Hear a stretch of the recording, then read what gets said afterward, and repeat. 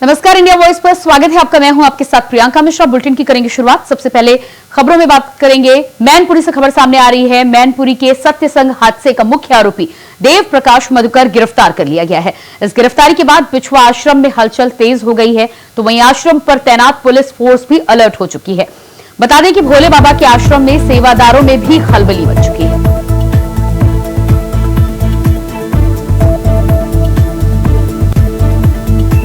तो देव प्रकाश मधुकर की गिरफ्तारी के बाद भोले बाबा के आश्रम में सेवादारों के बीच खलबली का माहौल। बताया जा रहा है कि देव प्रकाश मधुकर ने सरेंडर किया है और उसके बाद गिरफ्तारी की गई है।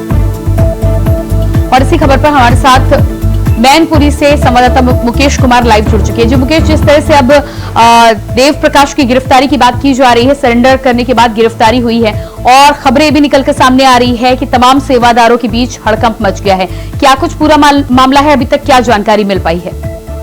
प्रियंका जी, आपको बता दें लगातार 4 दिन से जो इंडिया वॉइस किस तरह से खबर दिखा रहा था और उसकी पुष्टि की थी। तो जो CDR की जो लोकेशन आई थी उसमें स्पष्ट किया कि 4:30 बजे सूरज पाल और भोले बाबा का कॉल डिस्कनेक्ट किया गया था। उसके बाद से इंडिया वॉइस ने खबर को प्रमुख प्रकाशन किया था। तो आज सुबह ही भोले बाबा और सूरज पाल ने एक बयान जारी किया जिसमें NI को जो खुद से रिकॉर्ड करके बयान जारी कराया। उसमें दुख प्रकट करते हुए बताया कि 4 दिन बाद क्यों दुख प्रकट करने के लिए ये बयान जारी सामने आया, क्योंकि उनके जो अधिवक्ता AP सिंह हैं उनके द्वारा मैनपुरी पहुंचने के बाद ही इस बयान को कराया गया है और सामने आया और जनता के सामने दुख प्रकट करते हुए भोले बाबा नजर आ रहे हैं और श्रद्धालुओं से अपील भी की किसी भी तरह की भ्रमित खबर पर विशेष ध्यान न दें। अब उनके मुख्य आरोपी जो है देव प्रकाश जो गिरफ्तार हुए दिल्ली में हॉस्पिटल में हॉस्पिटलाइज्ड है, क्योंकि ये भी जानकारी AP सिंह जो अधिवक्ता उनके हैं उनके द्वारा दी गई है। जिसके बाद अभी अस्पताल जो आश्रम है वहां पर लगातार हलचल देखने को मिली है और सुबह से ही पुलिस की जो मोमेंटिंग है वो बढ़ गई है यहाँ पर। जी बिल्कुल, तो जिस तरह से कहीं ना कहीं एक गिरफ्तारी के बाद सेवादारों में हलचल देखी जा रही है, पूरे मामले में क्या आगे भी गिरफ्तारियां हो सकती हैं? दूसरी बात, बाबा का जिस तरह से आप बयान निकल कर सामने आया है, लोगों के साथ खड़े होने की बात की है, लेकिन बाबा की गिरफ्तारी को लेकर क्या प्रोग्रेस अभी है? आगे क्या कुछ हो सकता है? जी प्रियंका जी, बता दूं FIR में बाबा का नाम नहीं है, इसलिए गिरफ्तारी का तो अभी सवाल नहीं है, क्योंकि मुख्यमंत्री योगी आदित्यनाथ ने न्यायिक जांच के आदेश किए हैं, जिसके चलते भी अपने श्रद्धालुओं को, अपने सेवादारों को जो इधर उधर भ्रमित हो रहे हैं, जिस तरह भटक रहे हैं या कोई अन्य किसी अफवाह फैला रहे हैं, उसको लेकर बाबा ने एक बयान दिया है।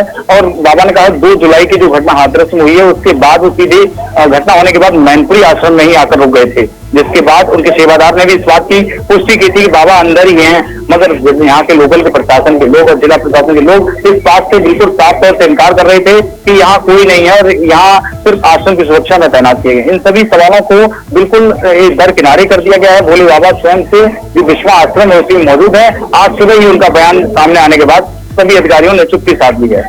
जी बिल्कुल, तो जिस तरह से अधिकारियों ने चुप्पी साध ली है, यानी कि बाबा की गिरफ्तारी को लेकर अभी हाल फिलहाल में कोई घटना बनती हुई नहीं देखी जा सकती, लेकिन जांच के बाद जब तमाम खबरें निकल कर सामने आएगी और वजह निकल कर सामने आएगी कि आखिर भगदड़ के पीछे की असली वजह क्या है, तब इस पूरे मामले में आगे खुलासा हो सकता है। सेवादारों के बीच जो हड़कंप की बात कही जा रही है, क्या सेवादारों को भी ऐसा लग रहा है कि आगे इस पूरे मामले में गिरफ्तारी होगी? कहीं ना कहीं क्या इस बात का भय उन्हें सता रहा है? प्रियंका जी, बता दूं मैनपुरी में कोई टोटल 12 लोगों को हिरासत में लिया गया है। एक परिवार के 8 लोग हिरासत में है, एक रामलीला मैदान कोतवाली थाना क्षेत्र के हैं, एक गोला बाजार के रहने वाले हैं। सभी ऐसे सेवादार हैं जो वहाँ कार्यक्रम स्थल में गए थे और उनकी कॉल कनेक्ट की गई। कॉल कनेक्ट CDR निकालने के बाद ही उनको सभी की गिरफ्तारी लगातार की जा रही है और आगे भी छापेमार कार्यवाही लगातार की जा रही है प्रशासन की ओर से। मैनपुरी जिले में भी लगातार SIT भी बीती रात आई थी, 2 गाड़ियों को यहाँ से हिरासत में लेकर अपने साथ ले गई है। जी बिल्कुल, इस पूरे मामले में जिस देवेश की गिरफ्तारी की बात की जा रही है, बताया जा रहा है कि सरेंडर के बाद गिरफ्तारी हुई है, उसकी गिरफ्तारी के बाद क्या कोई नई जानकारी निकलकर सामने आई है? जी अभी तक पूछताछ नहीं है, क्योंकि वो अस्पताल में हॉस्पिटलाइज हैं और उपचार बता रहे हैं उनका हो रहा है, भर्ती हैं। जब अस्पताल से निकलकर बाहर आएंगे तो शायद निश्चित ही पुलिस पूछताछ करेगी और कुछ ना कुछ जो भी तथ्य होंगे वो सामने आएंगे। जी बिल्कुल, तो तथ्यों को लेकर अभी इंतजार करना होगा, लेकिन पूरे मामले में जब से बाबा का बयान निकलकर सामने आया है तब से बाबा इस बात की ओर इशारा करते हुए नजर आ रहे हैं कि कहीं ना कहीं कोई साजिश की गई है। हालांकि जिस तरह से भगदड़ मची है, ऐसे में अब आने वाला वक्त ही बताएगा कि क्या वाकई ये घटना थी या इसके पीछे कोई साजिश थी। जी बिल्कुल, बयान आया है। बाबा जिस तरीके से बता रहे हैं कि सजी साजिश की गई है, किसी अन्य लोगों द्वारा घटना को क्रिएट किया गया है, मगर जो जिस तरीके की जो घटना हुई है ये बहुत दुखद घटना है और 1 सैकड़ा से अधिक लोगों ने जहां जान गंवा दी है, इससे सभी लोग दुखद हैं। और राहुल गांधी जी वहां पहुंचे तो उन्होंने एक सवाल कहा है कि लगातार जो मृतकों को जो उनकी राशि है, मदद है, जो सहायता दी जा रही है वो बहुत कम है। सरकार को और केंद्र सरकार को मिलकर पीड़ित परिवारों के साथ दुख की घड़ी में खड़ा होना चाहिए और उनकी मदद जो है वो अधिक से अधिक करनी चाहिए सभी लोग। जी बिल्कुल, जिस तरह से मुकेश वहां पर पुलिस की तैनाती लगातार बनी हुई है, पिछले 4 दिनों से आप इस पूरे मामले को कवर कर रहे हैं, आश्रम में सेवादारों की बात हो रही है, क्या लग रहा है आपको आगे जांच जैसे जैसे बढ़ेगी किस दिशा में आगे जानकारियां निकल कर सामने आ सकती हैं? प्रियंका जी, आपको बता दें लगातार जांच जैसे जैसे बढ़ेगी तो लेकिन मैनपुरी हॉटस्पॉट मान लीजिए इस आश्रम को, क्योंकि बाबा यही मौजूद है और सुबह जब बयान आ गया है तो पुष्टि हो गई है। अब पुष्टि होने के बाद किसी भी तरह की कोई इसमें नहीं कर सकते हैं। लगातार जो जिस तरीके से सुरक्षा व्यवस्था है लगी हुई है और आला अधिकारी जो है आश्रम का निरीक्षण कर रहे हैं, उस तरीके से साफ जाहिर हो रहा है कि जिस तरीके की सुरक्षा व्यवस्था देखी जा रही है तो बाबा कहीं ना कहीं तो आश्रम में मौजूद है, उनके बयान में पुष्टि कर दी।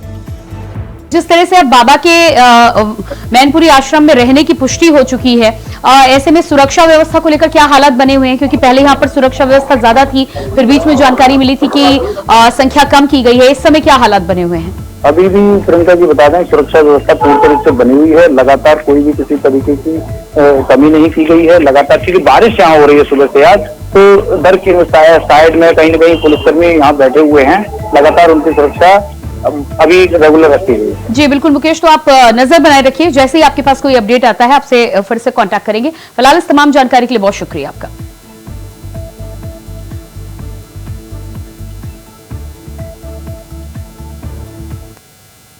और इसके बाद बात करेंगे अगली खबर को लेकर। मथुरा से अगली खबर सामने आ रही है। हाई टेंशन लाइन के टूटने से खेत में फैला करंट की चपेट में आकर 22 मजदूर हुए घायल। एक महिला मजदूर की मौके पर ही मौत, तो वहीं 2 की हालत बताई जा रही है गंभीर रूप से घायलों का अस्पताल में चल रहा है इलाज।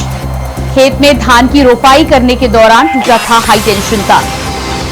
थाना कोसी कला के गांव नगरिया 7 वर्षा का मामला। तो ये एक बेहद दुखदायी घटना निकलकर सामने आ रही है, जहां पर बताया जा रहा है कि धान रोपाई के वक्त अचानक हाई टेंशन तार टूटने की वजह से ये घटना हुई है। थाना कोसी कला की गांव नगरिया 7 वर्षा का ये पूरा मामला बताया जा रहा है। एक महिला मजदूर की मौके पर ही मौत, 2 की हालत गंभीर बताई जा रही है। दोनों को अस्पताल में भर्ती कराया गया। तस्वीरें आप देख पा रहे हैं।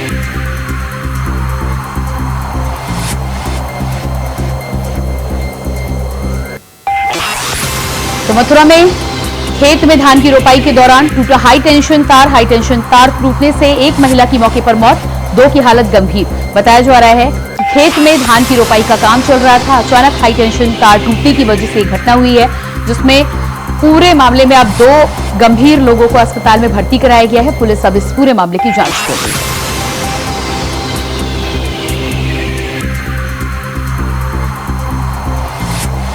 तो मथुरा से इस वक्त की अहम जानकारी, अहम खबर, खेत में हाई टेंशन तार आने से एक महिला की मौके पर ही मौत। और इसी खबर पर हमारे साथ मथुरा से संवाददाता मोहम्मद फारूक जुड़ चुके हैं। जी मोहम्मद फारूक, जिस तरह से मथुरा से मामला सामने आ रहा है, खेत में हाई टेंशन तार का था मामला, क्या यहाँ पर स्थिति इस समय बरकरार है दोनों महिलाओं को लेकर, और किसकी कमी की वजह से, किस वजह से हुई ये घटना?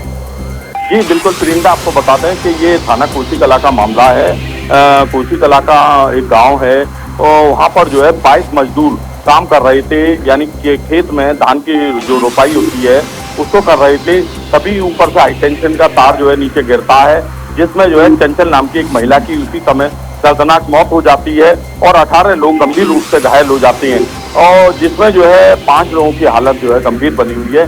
सभी को जो है वहाँ के अस्पताल में CSC कोसी कला में भर्ती किया जाता है, जिनका इलाज चल रहा है। कुछ प्राइवेट अस्पतालों में भी इलाज चल रहा है। और जो हाई टेंशन का तार गिरा है वो उसमें जो है पूरे खेत में उसमें करंट फैल गया, क्योंकि धान की रोपाई में जो है पानी की जरूरत होती है और पानी जो है, बारिश हो रही थी, बारिश के समय में धान की रोपाई होती है।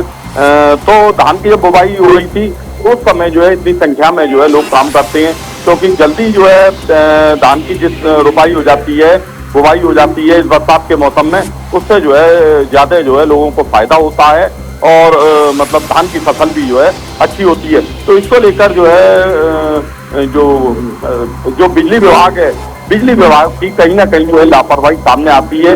ऐसी कई घटनाएं जो है हो चुकी हैं जहां बिजली विभाग जो हाई टेंशन लाइनें हैं उनके ऊपर जाल नहीं लगाता है और खेतों में से जो हाई टेंशन लाइन जा रही होती है और खेत में जो मजदूर काम कर रहे होते हैं उनके ऊपर एक ये दर्दनाक हादसा हो जाता है प्रियंका। जी बिल्कुल। तो जिस तरह से इस पूरे मामले में बिजली विभाग की साफ तौर पर लापरवाही देखी जा सकती है, अब क्योंकि पुलिस ने जांच शुरू कर दी है, क्या इस मामले में कोई शिकायत दर्ज की गई है, कोई कार्रवाई हो रही है?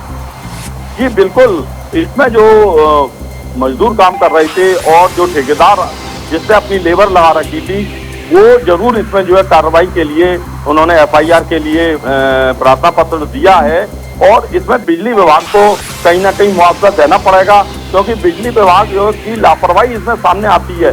जो हाई टेंशन लाइनें जा रही होती हैं 11,000 वोल्टेज की 33,000 की जो लाइनें होती हैं केवी की, उन पर जो है जाल न लगाना नीचे से, जिसको बोलते हैं टर्मिनल जाल, वो जाल नहीं लगता है। उसकी वजह से जो है तमाम घटनाएं हो जाती हैं ऐसी, खेतों से जारी होती हैं हाई टेंशन लाइनें और तमाम सिटी में भी हाई टेंशन लाइनें जारी होती हैं उनके ऊपर। जी मोहम्मद फारूक, मुआवजे के अलावा बिजली विभाग से क्योंकि लापरवाही हुई है और बड़ी लापरवाही हुई है, एक महिला की मौत हुई है, तो उसमें खामियाजा के तौर पे और क्या कुछ होगा? क्या ये जिन अधिकारियों के लिए या जो अधिकारी जिम्मेदार हैं क्या उन पर कार्रवाई भी हो रही है?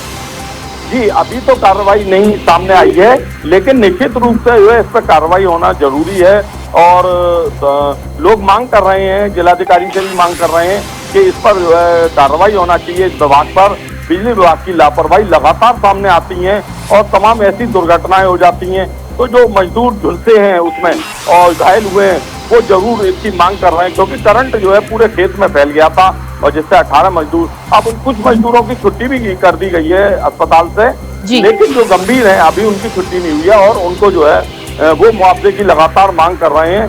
22 मजदूर एक साथ काम करना, क्योंकि ये बुवाई का समय है धान की, और धान की जब बुवाई होती है तो ज्यादा लेबर लगा के उसका कार्य को अंजाम दिया जाता है क्योंकि यही मौसम होता है जिसमें पानी की बरसात हो रही है और पानी की पूरी तरीके से होती है। जी बिल्कुल, तो ऐसे में ज्यादा ध्यान रखा जाना चाहिए, लेकिन लापरवाही के चलते ये घटना हुई है। मोहम्मद फारूक, इस तमाम जानकारी के लिए बहुत बहुत शुक्रिया आपका। तो जिस तरह से तस्वीर आप देख पा रहे हैं, हमारे संवाददाता जानकारी दे रहे थे कि कहीं ना कहीं बिजली विभाग की पूरे तौर पर लापरवाही इस पूरे मामले में देखने को मिली है। हालांकि पुलिस ने कार्रवाई की शुरुआत की, अब देखना ही होगा कि अधिकारियों पर किस तरह की कार्रवाई की जाती है। और इसके बाद अगली खबर रायबरेली से सामने आ रही है। रायबरेली में बिहार जैसा हादसा होने के संकेत देखने को मिल रहे हैं। दरअसल रायबरेली के प्रशासन लालगंज कोतवाली क्षेत्र के गोगोसो स्थित रोड पर सई नदी पर बना पुल पूरी तरह से जर्जर हो चुका है, लेकिन जिम्मेदार अभी भी आंखें मूंद कर बैठे हुए हैं, जिससे कभी भी कोई भी बड़ा हादसा हो सकता है। जिला प्रशासन और एनएचएआई की लापरवाही राहगीरों पर भारी पड़ सकती है। तो ये तस्वीरें आप देख पा रहे हैं, बिहार में जिस तरह से एक माह के अंदर 12 पुल टूटने की घटना सामने आई है, ऐसे में रायबरेली के इस पुल को भी जर्जर बताया जा रहा है, लेकिन जिम्मेदार इस तरह की स्थितियां देखने के बाद भी आंखें मूंद कर बैठे हैं। एनएचएआई की लापरवाही राहगीरों पर कभी भी भारी पड़ सकती है और बड़े खतरे को ये न्योता देता हुआ नजर आ रहा है। समस्या पुल जर्जर हालत में है, यूनिट पोजीशन में है, इसकी कोई सुनवाई नहीं हो रही है। आए दिन एक न एक घटना हुआ करती है इसमें और बड़ी प्रॉब्लम है इससे। कुछ नहीं, कोई नहीं ध्यान देता है। अरे इसको हो गए 3-4 महीने, आए दिन घटनाएं हुआ करती हैं। अभी एक ट्रक गिरा, एक बाइक गिरी, एक बोलेरो गिरी, आए दिन जो है इसमें घटनाएं हुआ करती हैं। और इसी खबर पर रायबरेली से हमारे साथ संवाददाता राजू तिवारी जुड़ चुके हैं। जो राजू, जिस तरह से ये जर्जर पुल की स्थिति रायबरेली से निकलकर सामने आ रही है, बिहार की तमाम घटनाओं के बाद कहीं ना कहीं इसको लेकर अधिकारियों को गंभीर होना चाहिए था, लेकिन क्या स्थिति बनी हुई है अभी? बिल्कुल बता दें कि जिस तरह से रायबरेली जिला प्रशासन की बात करें तो रायबरेली जिला प्रशासन पूरी तरह से आंख बंद करके बैठा हुआ है और कहा जा सकता है कि जो जिम्मेदार अधिकारी है वो है कंडीशन से निकलने का काम नहीं है। आसानी लोगों से रोज खड़ी है और आप जाने वाले यात्रियों में कहीं न कहीं रोड से बैठते हैं तो उसमें भी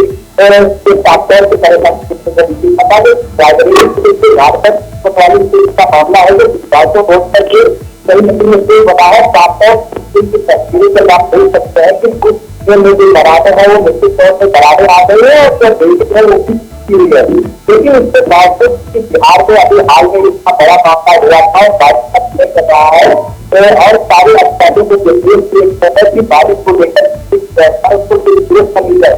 लेकिन साफ कर सकते हैं कि जो रायबरेली का जिला प्रशासन है वो आज ऐसा हुआ तो ऐसे में सामने आ रहे कई बया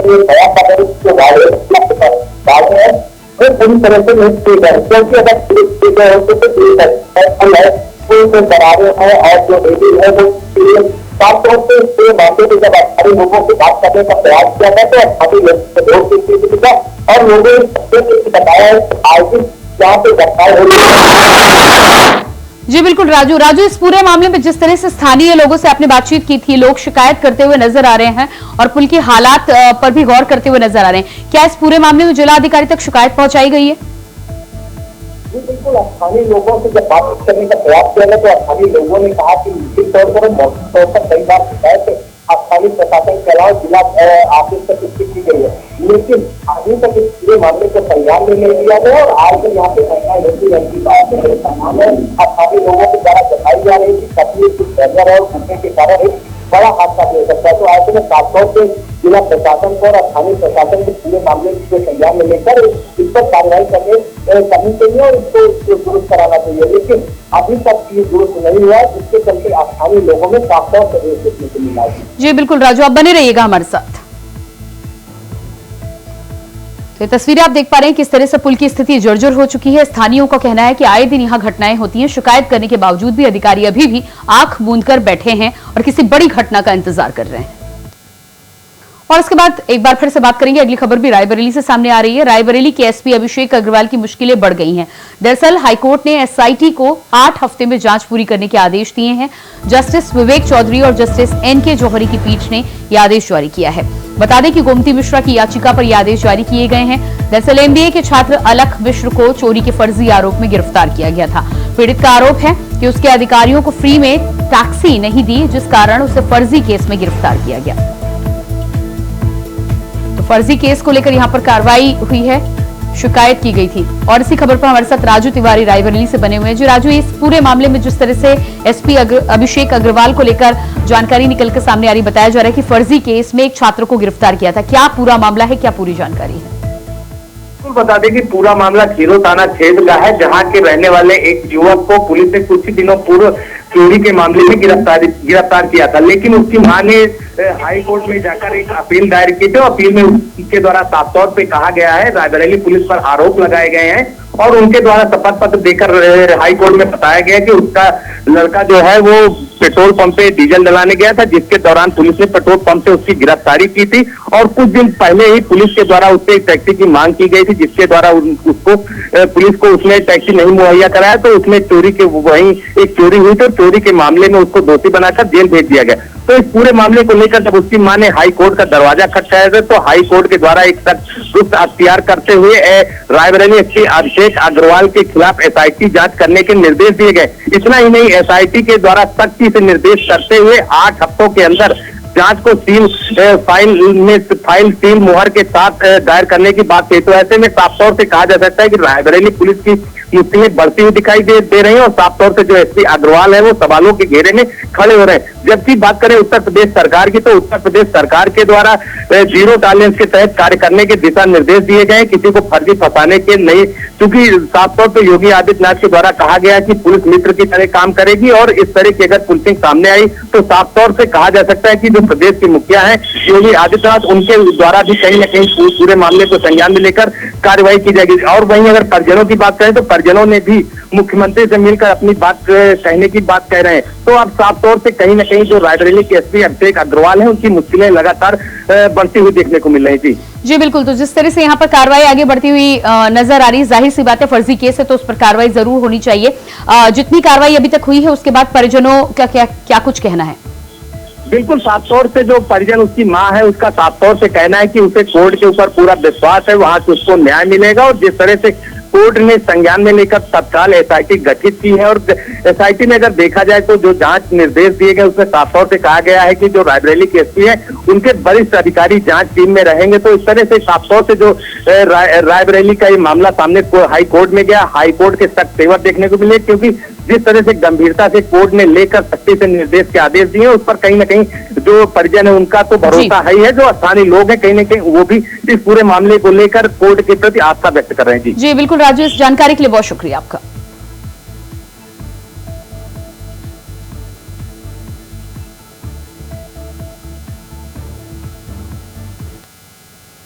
और इसके बाद बात करेंगे अगली खबर को लेकर। अमेठी के मुंशीगंज थाना क्षेत्र के लठापुर गांव में एक युवक को थप्पड़ मारना एक सिपाही को भारी पड़ गया। जमीनी विवाद की सूचना पर पहुंची पुलिस ने बात करते करते पुलिसिया रोप दिखाते हुए एक युवक को थप्पड़ जड़ दिया, जिसका वीडियो सोशल मीडिया पर तेजी से वायरल हो रहा है। वायरल वीडियो का संज्ञान लेते हुए एसपी ने आरोपी को लाइन हाजिर कर दिया है, तो वहीं मामले की जांच राजपत्रित अधिकारी को सौंप दी गई है।